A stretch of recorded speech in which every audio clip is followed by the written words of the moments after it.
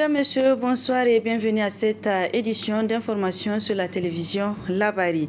Signature du protocole d'accord concernant la mise en œuvre du projet Parcours d'accompagnement pour 10 femmes leaders de la fonction publique du Niger. C'était ce matin au ministère des Affaires étrangères entre le secrétaire général du ministère de la fonction publique et l'ambassadeur du Royaume de Belgique au Niger.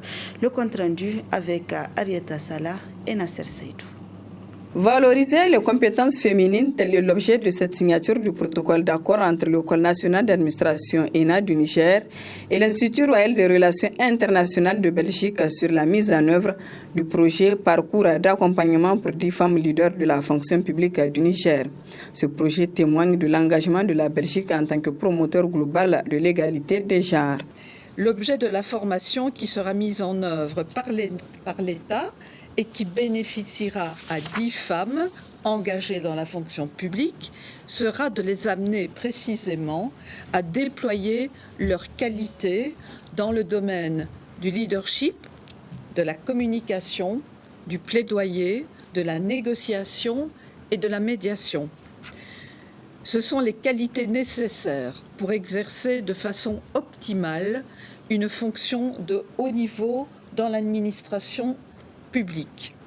Ce projet témoigne aussi de l'engagement de la Belgique en tant que promotrice globale de l'égalité des genres et s'inscrit dans l'appui aux ambitions du gouvernement nigérien de développer la formation des femmes afin de leur permettre de participer plus pleinement au développement du pays.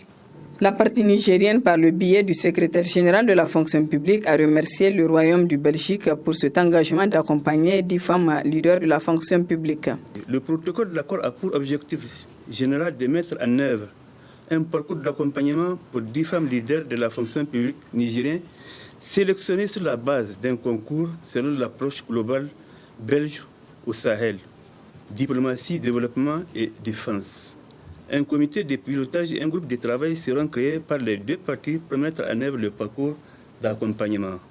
Au terme du parcours d'accompagnement, les autorités nigériennes compétentes s'assureront que les 10 femmes leaders auront la capacité à transmettre leur savoir et leur savoir-être à leurs pairs.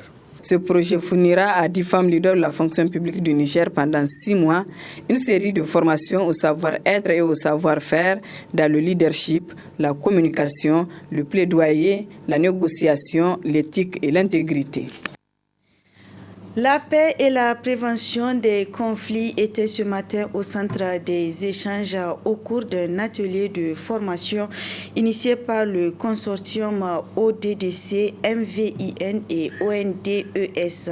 Ils sont 26 femmes et jeunes de la région de Tillabéri qui vont être formés sur cette thématique pendant 3 jours. Le compte rendu avec Nafissatou Yahaya et Halidou Bourema. C'est pour contribuer à promouvoir la paix et la cohésion sociale que le consortium des organisations de la société civile et ses partenaires organise cet atelier de renforcement de capacité à l'endroit de 26 femmes et jeunes de la région de Tillabéri, une localité en proie à l'insécurité depuis quelques années. En effet, le Niger a connu une année de conflits record, abritant le plus grand nombre de civils tués dans le pays depuis le début du conflit. La faction du Grand Sahara de la province de l'État islamique d'Afrique de l'Ouest, ISWAP, était responsable de plusieurs victimes de civils signalées, représentant près de 80% de tous les civils tués au Niger en 2021. L'activité de l'ISWAP a conduit à la formation des milices d'autodéfense dans de nombreux villages des régions de Tillabéri et Tawa. La crise sécuritaire a de nombreux impacts sur les jeunes et les femmes qui en sont les principales victimes et peuvent être instrumentalisés par le groupe terroriste. D'où l'importance de prendre en compte le rôle de ces groupes vulnérables dans la recherche de la paix, la cohésion sociale et la prévention des conflits. Ceci passe par une participation éclairée et efficace des jeunes et des femmes aux travaux des comités de paix, en vue notamment d'influencer les travaux en faveur de la prise en compte de leurs préoccupations. C'est dans cette optique que ce projet est proposé par le consortium ODDC, MVIN et ONDES. C'est dans ce cadre aussi qu'il est apparu nécessaire au consortium des OSCE et ses partenaires de contribuer à la participation des jeunes et des femmes au renforcement de la cohésion sociale et la consolidation de la paix dans la région de Tillabéri. Occasion pour le président du Conseil régional de la jeunesse de Tillabéri de saluer cette initiative qui vient à point nommé. Je voudrais très sincèrement remercier les membres du consortium qui ont ciblé la jeunesse et les femmes, deux couches très vulnérables vis-à-vis de la situation sécuritaire que nous vivons dans la région de Tillabéri. Je tiens vraiment à vous remercier, en tout cas d'avoir placé votre confiance à ces deux couches pour prendre part à cette importante rencontre. Je voudrais également remercier les participants qui ont répondu favorablement à l'appel du consortium. J'avoue que je vois des têtes très influentes dans leur département et je vous assure que, en tout cas, l'objectif assigné à cette rencontre sera atteint. Parce que vous avez en face de vous des jeunes leaders, la plupart présidents des conseils départementaux de jeunesse et également responsables des femmes des départements qui, nuit et jour, sont en train de se battre pour que la paix, la cohésion sociale puisse revenir dans notre communauté. Financé par l'USAID à travers l'ONG Chiga, cet atelier va durer 3 jours. 3 jours au cours desquels ces participants verront leur capacité renforcée pour servir de relais afin de véhiculer les messages de paix dans leur localité. La problématique de la protection sociale se pose avec acuité au Niger de nos jours, d'où un appel du coordinateur de la plateforme nigérienne de la protection sociale à l'attention du président de la République. Pour Dr Ide Germokoy, le père de la nation doit faire sienne cette question en vue d'amorcer le développement du Niger pour l'épanouissement des populations. Docteur Ide Germokoy, coordinateur plateforme de la protection sociale au Niger, que je vous propose de suivre. Si on peut faire du bien à ce pays, il faudra nécessairement que le président veille à ce que les gens connaissent leur travail et font leur travail. Mais malheureusement, ce qui est en train de se passer, aujourd'hui, il y a beaucoup de milliards qui sont détournés. Il y a beaucoup encore de l'impunité. Mais comment des gens détournent des milliards, d'autres détournent des vingtaines de millions, et c'est les gens qui n'ont rien détourné, c'est ces gens qui vont en prison. Je pense qu'il faut que le président cesse à faire une rupture de l'égalité des citoyens devant la loi. Aujourd'hui, c'est lui le père de la nation. Il n'a qu'à prendre ses responsabilités et il va être responsable devant Dieu. Parce qu'on ne peut pas comprendre dans un pays aussi pauvre, le dernier de la planète. Et de l'autre côté, le président va regarder au niveau de la coopération internationale. Aujourd'hui, les jeunes ne nous aident pas. Il y a des gens dans les ONG que je maîtrise, parce que je suis le président du comité paritaire État-ONG. Il y a des gens dans les centres techniques des ONG ou même du gouvernement qui touchent 3-6 millions, qui ne font rien du tout. Donc là aussi, il faudra qu'ils regardent l'assistance technique opérationnelle. Les gens ne peuvent pas permettre que le Niger devienne une bazar de solidarité. J'ai assisté tout dernièrement à un forum international où les partenaires sont en train de rouler le Niger dans la farine. Parce que la protection sociale devait être gérée par la primature. Il y a un arbitrage qui devait être fait. Le premier point, c'est que la protection sociale, il y a un ministère à qui il a donné des attributions. On fait un atelier national, on voit le ministère de la Santé, on ne voit pas le ministère des Finances, on ne voit pas le ministère du Développement communautaire, on ne voit pas le ministère de l'Intérieur, on ne voit pas le ministère de la Catastrophe. Moi, je pense qu'il faut faire attention. Les gens doivent faire attention. les gens qui veulent nous aider, il faut que nous suivons. Parce que quand quelqu'un vient t'aider sans toi, il est contre toi. Donc moi, ce que j'attire l'attention du président de la République, j'ai eu à le faire au temps du président Issoufou. J'ai dit qu'il faudra que nous fassions beaucoup attention. Docteur Ide Germoko, que vous retrouverez en partie magazine de cette édition. Dans l'enceinte du centre d'instruction de la gendarmerie nationale s'est tenue la cérémonie d'ouverture de la première session au titre de l'année 2022 du tribunal militaire. La participation grandiose à cette rencontre des ministres et chefs de corps témoigne l'intérêt qu'ils accordent aux forces de défense et de sécurité et de l'état de droit. Le compte rendu avec Hamza Sakou et Ibrahim Abdou. Le tribunal militaire est une juridiction spécialisée dont sa mission est de connaître des infractions commises par les militaires et les autres corps assimilés dans certaines circonstances, y compris dans l'exercice de leurs fonctions.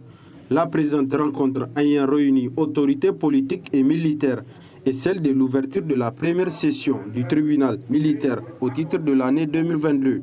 Un juge civil ne peut pas connaître à lui seul quels sont, si vous voulez, les éléments constitutifs de l'infraction qu'on qualifie de l'insoumission, par exemple, l'insubordination.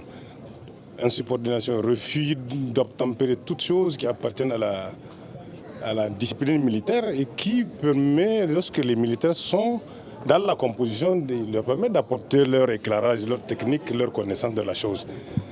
Et je vous dis que la présence de juges militaires, de juges civils, au sein de cette juridiction, n'est que passagère. Parce que, en attendant qu'il y ait des juges militaires spécialisés en droit qui vont prendre la relève, c'est dans cet intermède que nous officions en tant que président du tribunal militaire, aussi bien au niveau de poursuite et au niveau du commissariat du gouvernement et à l'instruction. Lorsque des juges militaires spécialisés en droit seront formés, nous allons céder la place aux juges militaires pour qu'ils rendent la justice militaire conformément aux règles applicables qui sont prévues dans le code de justice militaire qui aussi fait la référence sur le code de procédure pénale. Dans son réquisitoire au tribunal, le commissaire du gouvernement a rappelé les dossiers qui seront jugés au cours de cette session. Comme il est de coutume, c'est l'occasion pour le ministère public de dire quelques mots sur le tribunal militaire. Cette année, mon réquisitoire aura pour objet de donner la composition du tribunal militaire et la fonction des différentes chambres qui le composent. Mais avant de m'y atteler, je voudrais corriger une certaine perception de ce tribunal, une vision inexacte véhiculée sur cette honorable institution.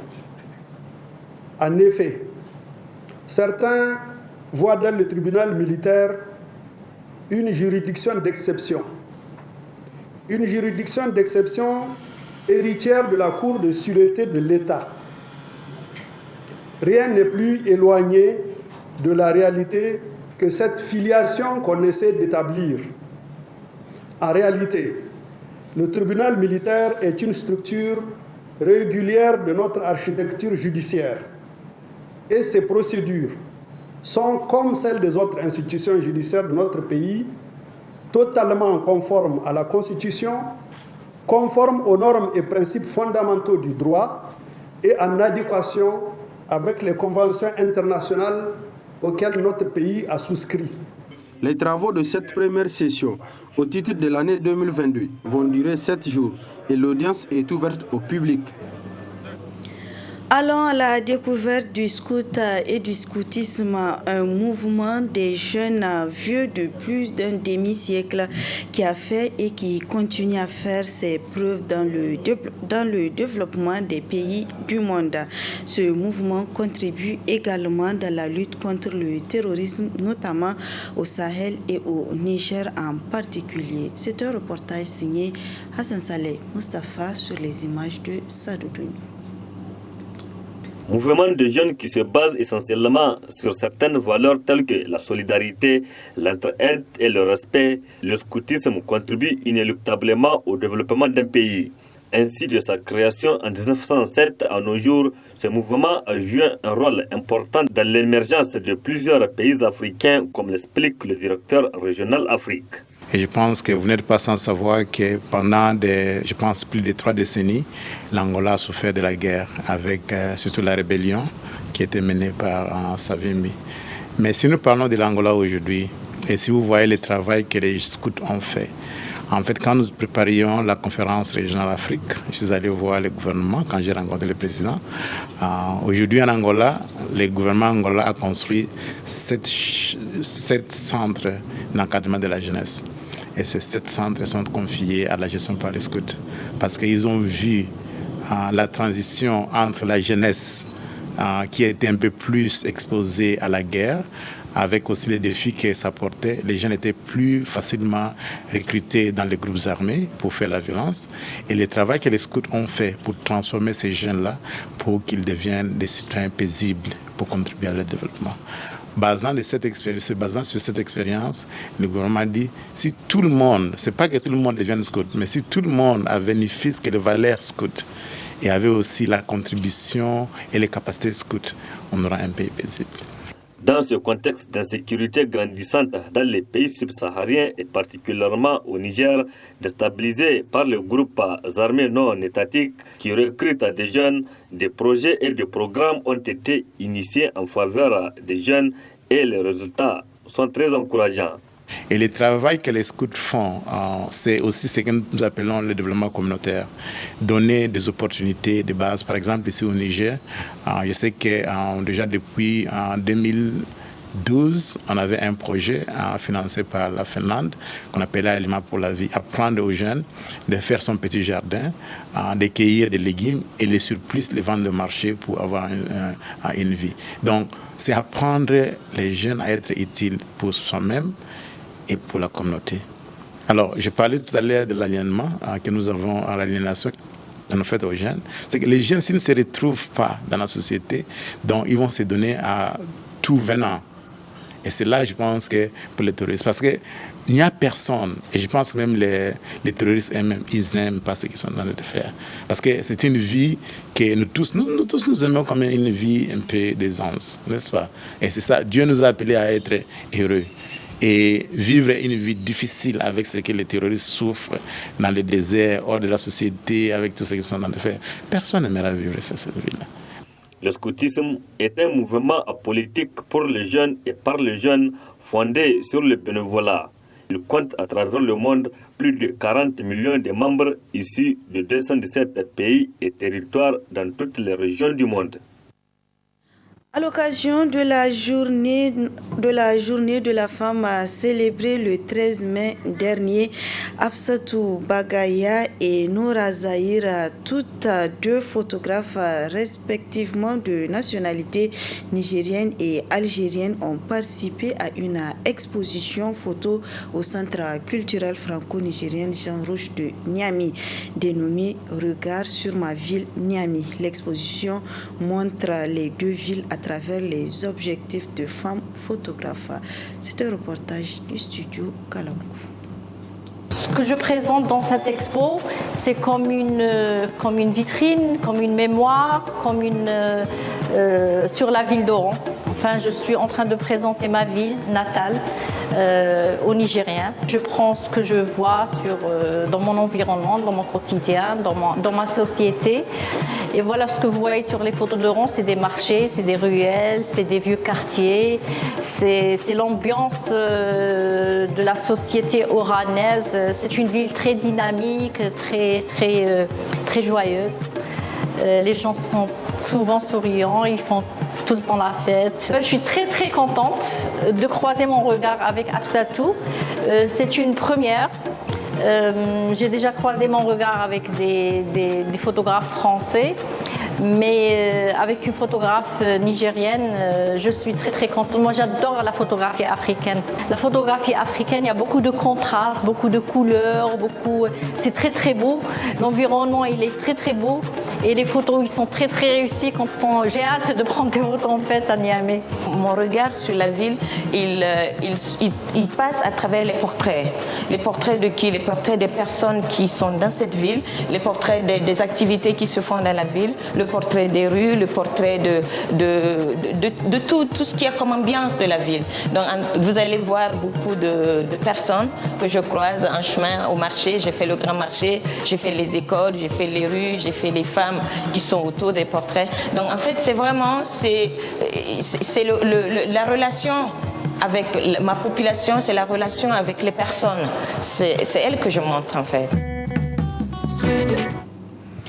Place à présent la partie magazine de ce journal qui porte sur une interpellation du président de la République par le coordinateur de la plateforme nigérienne de la protection sociale relativement à des questions d'actualité. Très bonne réception. Moi, Jarmoukoy Ide, je suis le représentant de la plateforme africaine au Niger. Donc je suis accrédité auprès du gouvernement nigérien et je coordonne la plateforme nigérienne de protection sociale. Et j'ai eu l'opportunité d'aider le Niger à élaborer une loi, une politique, un décret sur la protection sociale. Et Dieu merci, la loi, le décret et la politique ont été adoptés. La politique en septembre 2011, la loi en septembre 2018, le décret en 2020 et je suis en train de continuer à réfléchir par rapport à comment je veux doter les communes d'un arrêté pour l'effectivité de la protection sociale au niveau des communes parce que la vulnérabilité se gère dans les communes par Niamey. Je vais peut-être parler un peu, Bazoum, je crois qu'on se connaît de longue date. Depuis 87 à Gouré, 88 et je pense que son parrain de Gouré vit, Dr Zourkouleni. Je l'ai connu dans un ranch de Taskar avec Dr Zourkouleni.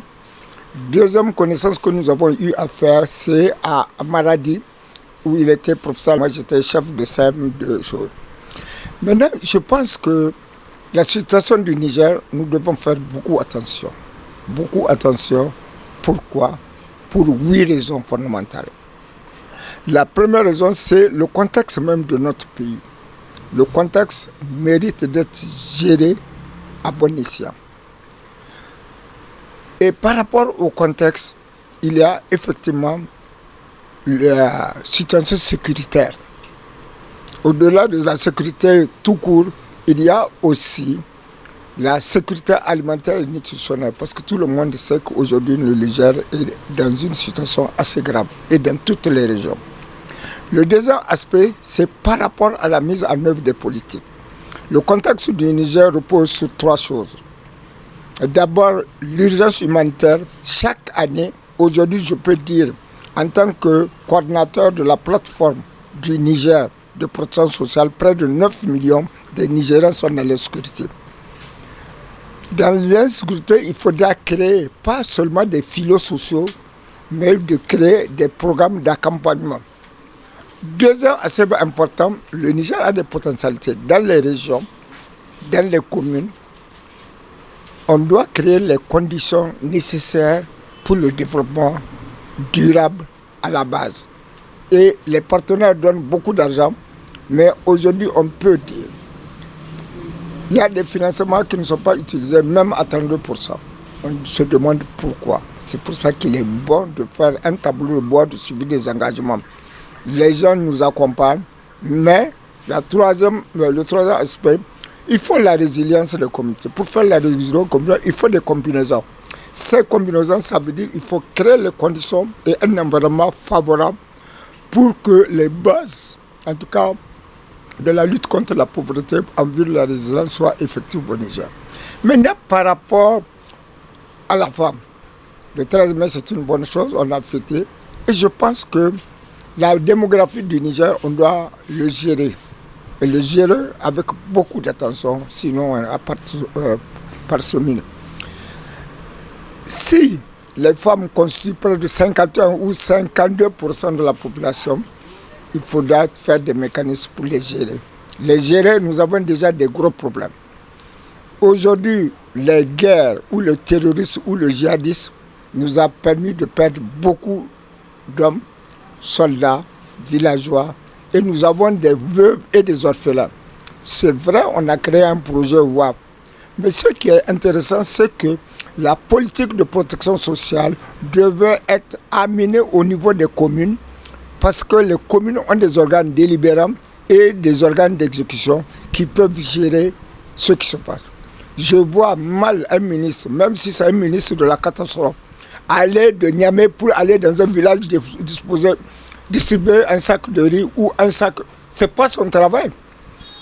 Ce n'est même pas le travail d'un directeur national, c'est le travail des communes. Les communes, les maires ont été élus, la population a leur confiance aux maires. Il faut que le politique laisse les maires faire leur travail. Aujourd'hui, parce que, et j'ai toujours eu à le dire, parce que le gigot est devenu 1 million, tous les princes sont devenus bouchers. Il faut laisser, il y a une répartition des tâches, des rôles. Les gens n'ont qu'à s'assumer. Et aujourd'hui, le Niger compte 21 institutions de la République. Près de 2000 comités interministériels ou comités régionaux. Il faut mettre de l'ordre. Parce que le Niger, il y a beaucoup de gens qui ne travaillent pas pour eux. Pour le pays, ils travaillent pour eux. Et donc, je pense que la Cour de compte a fait un travail important. Il faut le mettre en application.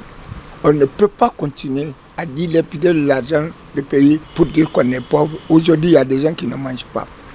Pour les femmes, c'est une bonne fête.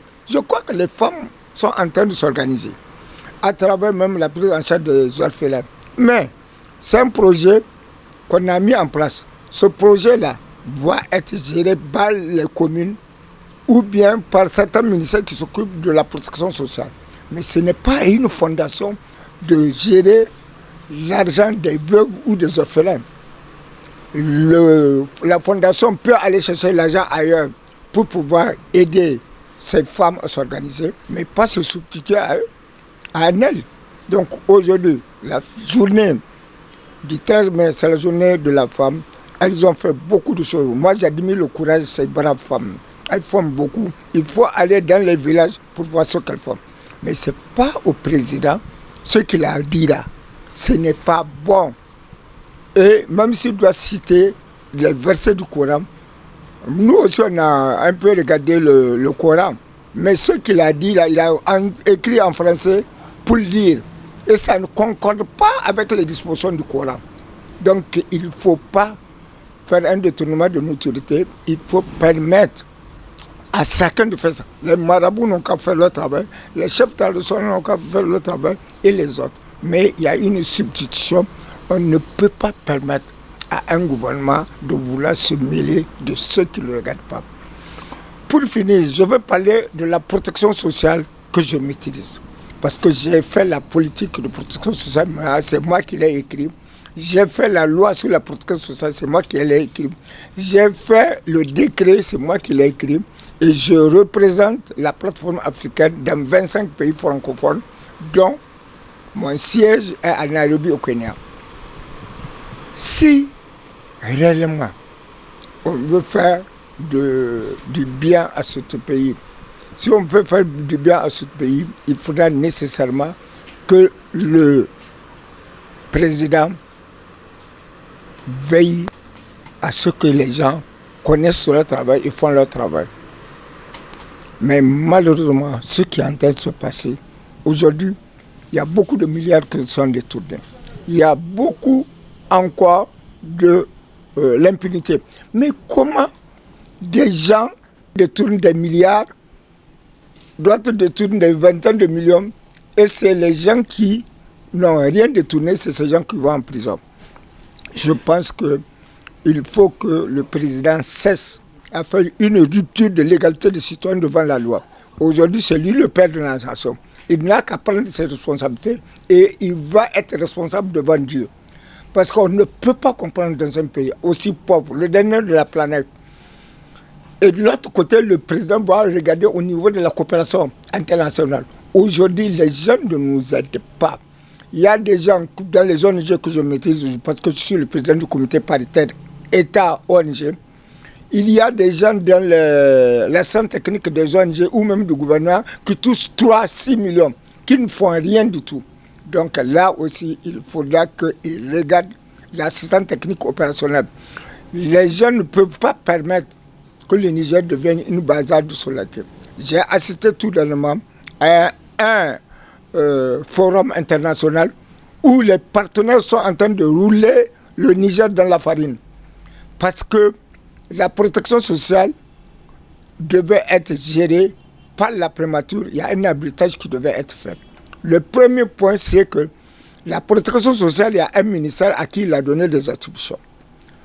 On fait un atelier national, on voit le ministère de la Santé, on ne voit pas le ministère des Finances, on ne voit pas le ministère du Développement communautaire, on ne voit pas le ministère de l'Intérieur, on ne voit pas le ministère de la catastrophe. Moi, je pense qu'il faut faire attention. Les gens doivent faire attention. Les gens qui viennent nous aider, il faut que nous suivons. Parce que quand quelqu'un vient t'aider sans toi, il est contre toi. Donc, moi, ce que j'attire l'attention du président de la République, j'ai eu à le faire au temps du président Issoufou. J'ai dit qu'il faudra que nous fassions beaucoup attention. Parce que la condition sine qua non, c'est effectivement gérer les crises répétitives. Tous les gens, je disais tantôt dans mon exposé que 9 millions de Nigériens aujourd'hui sont en insécurité. Si nous voulons créer les conditions de développement, il faudra que nous connaissions les projets et comment ils sont élaborés, comment on les met ensemble.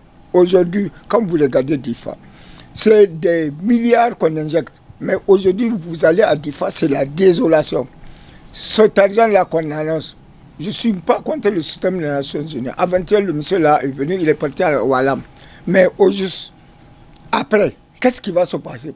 Parce qu'il y a 2-3 ans de cela, moi j'ai accompagné le sous-secrétaire général des Nations Unies à Walam. On a reçu des gens, on a visité les réalisations. Rien n'a bougé. Aujourd'hui, encore. Et aujourd'hui, ce qui se passe à Terra, hier, j'étais déjà en contact avec les gens de Terra, ou Boulkagou, Tchao, Larbabino, les gens sont chassés de leur village. Et vous pensez que l'hivernage est en train de venir, si les gens là n'ont pas cultivé, qui va les nourrir? Il faut qu'on fasse beaucoup attention. Et puis pour finir, pour la journée internationale des femmes, je crois que les femmes sont en train de s'organiser, mais malheureusement l'intendance ne suit pas la troupe. Il faut que, à partir du projet WAF, le projet des femmes, aujourd'hui il y a des millions et des millions d'orphelins, des orphelins, des veuves qui ont besoin. Mais pourquoi Bazoum ne prend pas la responsabilité de dire que chacun de nous fait 4 femmes pour au moins résorber le déficit? Ces femmes ont besoin de... c'est pas ces ministres. Non. Il y a aujourd'hui combien de millions? 52% des femmes existent. Dans les 52, il n'y a pas plus de 36,5% qui sont mariés. Mais les restes, ils ont besoin aussi d'être sécurisés. Donc, le président Bazoum doit créer les conditions nécessaires pour sécuriser les individus, les ménages, les familles et la communauté face au risque. Parce que le risque existe et est ambiante.